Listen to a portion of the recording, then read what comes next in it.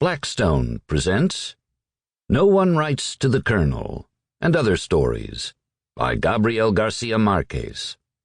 Translated by J.S. Bernstein.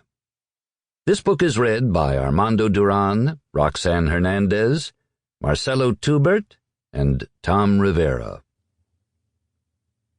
No One Writes to the Colonel. The Colonel took the top off the coffee can and saw that there was only one little spoonful left.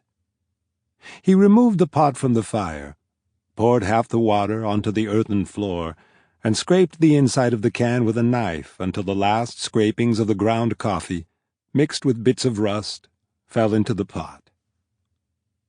While he was waiting for it to boil, sitting next to the stone fireplace with an attitude of confident and innocent expectation, the Colonel experienced the feeling that fungus and poisonous lilies were taking root in his gut.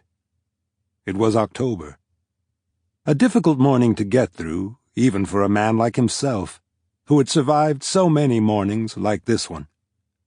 For nearly 60 years, since the end of the last Civil War, the Colonel had done nothing else but wait. October was one of the few things which arrived. His wife raised the mosquito netting when she saw him come into the bedroom with the coffee.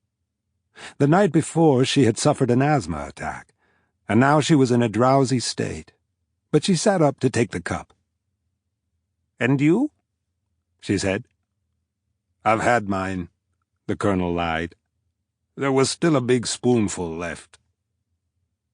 The bells began ringing at that moment. The Colonel had forgotten the funeral. While his wife was drinking her coffee, he unhooked the hammock at one end and rolled it up on the other behind the door. The woman thought about the dead man. "He was born in 1922, she said. "Exactly a month after our son. April 7th. She continued sipping her coffee in the pauses of her gravelly breathing. She was scarcely more than a bit of white on an arched, rigid spine. Her disturbed breathing made her put her questions as assertions. When she finished her coffee, she was still thinking about the dead man. "It must be horrible to be buried in October," she said. But her husband paid no attention. He opened the window. October had moved in on the patio. Contemplating the vegetation, which was bursting out in intense greens, and the tiny mounds the worms made in the mud, the Colonel felt a sinister month again in his intestines. Sample complete. Ready to continue?